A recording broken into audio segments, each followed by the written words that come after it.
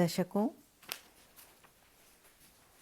अब हमारा next topic है लग्नेश से शारीरिक अंगों की कल्पना, अर्थात लग्न प्रथम भाव के लॉर्ड यानी कि लग्नेश और उसके प्लेसमेंट के अकॉर्डिंग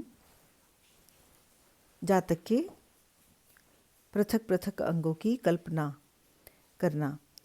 यदि लग्न के अंदर कोई भी राशि आए और उस राशि का स्वामी ग्रह शरीर के व्यापक अंगों में प्रभाव डालता है तो लग्नेश से शरीर के खास अंगों की कल्पना हम कर सकते हैं। तो आज इस पर चर्चा करने से पहले मैं आपसे अपनी हम्बल रिक्वेस्ट करती हूँ कि इस वीडियो को आप अंत तक अवश्य देखें, पसंद आए तो लाइक भी करें और अपने नियर्स एंड डियर्स को शेयर भी करें। साथ ही यदि आप इस चैनल में न्यू कमर हैं तो आप प्लीज़ मेरे चैनल को सब्सक्राइब भी अवश्य कर दें। तो आइए अब इस विषय पर बात करते हैं। तो जैसे लग्न का स्वामी सूर्य हो तो सूर्य हड्डियों का द्योतक होता है। अगर लग्न व लग्नेश पाप प्रभाव में हुए तो ऐसे व्यक्ति को हड्डियों का रोग सदा बना रहता है। ठीक इसी तरह यदि लग्नेश चंद्रमा है तो यह रक्त का द्योतक होता है। पाप प्रभाव में हुआ तो खून में कोई न कोई बीमारी हमेशा बनी रहेगी। और यदि लग्नेश मंगल हुआ तो यह लग्न पाप प्रभाव में हो तथा मंगल भी पाप प्रभाव में हो, अर्थात जो लग्न का भाव है वहाँ पर भी कोई पापी ग्रह देख रहा हो या बैठा हो और साथ में मंगल जहाँ बैठा है वह भी कहीं शत्रु राशि में या पाप प्रभाव में है, वहाँ पर भी किसी पापी ग्रह की दृष्टि में है तो उसे पाप प्रभाव कहा जाएगा।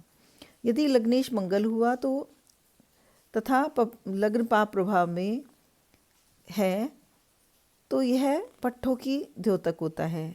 ऐसे व्यक्ति को सूखे का रोग हो जाता है। यदि बुध लग्नेश हुआ तो यह त्वचा का कारक होता है। पाप प्रभाव में होने पर त्वचा से संबंधित रोग अवश्य होते हैं, जिनमें प्रमुख है दाद, खाज, खुजली, ल्यूकोडर्मा, एलर्जी आदि। और यदि गुरु ग्रह लग्नेश हों तथा लग्न और लग्नेश दोनों पाप प्रभाव में हों तो ऐसे व्यक्ति को चर्बी के रोग होने की संभावना रहती है, क्योंकि गुरु मोटापे का कारक होते हैं।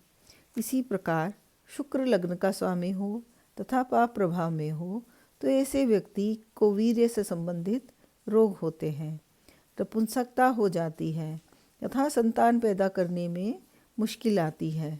और अगर शनि लग्नेश हो तथा लग्न और लग्नेश दोनों पाप प्रभाव में हो तो ऐसे व्यक्ति को लकवे का रोग, नर्वस सिस्टम का काम न करना, गठिया या वायु का रोग तथा शरीर के अंदर जॉइंट पेन होना शुरू हो जाता है। यहाँ मैं आपको फिर से क्लियर करना चाहूँगी कि लग्न में बैठा हुआ ग्रह, लग्न को देखने वाले पापी ग्रह और लग्नेश जिस स्थान पे बैठा है उस स्थान का वो शत्रु क्षेत्र है या मित्र क्षेत्र है या न्यूट्रल है, साथ ही उस स्थान पर भी उस पे पापी ग्रहों की दृष्टि है। तो ये जो सूत्र है ये पहले अप्लाई करा जाएगा, तभी आप सही और सटीक फलादेश कर सकते हैं। तो इस प्रकार हमने जाना कि एकमात्र लग्नेश के स्ट्रेंथ और वीकनेस के आधार पर हम जातक को भविष्य में होने वाली बीमारियों के बारे में भी फलादेश कर सकते हैं और उसका जन्म लेते ही उसके परिवारजनों को हम सचेत कर सकते हैं कि आप अपने जातक की फला रोग के बारे में पहले से ही सतर्क रहें और उसको समय पर चिकित्सा मिल जाए। तो यह एक बहुत ही पुण्य का कार्य आप ज्योतिष शास्त्र के माध्यम से कर सकते हैं। इसीलिए ज्योतिषियों को बहुत पवित्र स्थान प्राप्त होता है।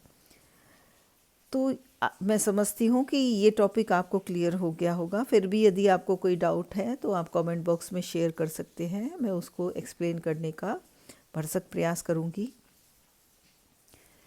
तो दर्शकों, यदि आपको मेरा यह प्रयास पसंद आया है तो आप इसे प्लीज़ लाइक भी करें, शेयर भी करें और न्यू कमर हैं तो प्लीज़ इसको सब्सक्राइब भी अवश्य कर दें। अगले वीडियो में नए टॉपिक के साथ आपसे पुनः मिलने के लिए अब मैं आपसे विदा लेती हूँ। आपका दिन शुभ हो।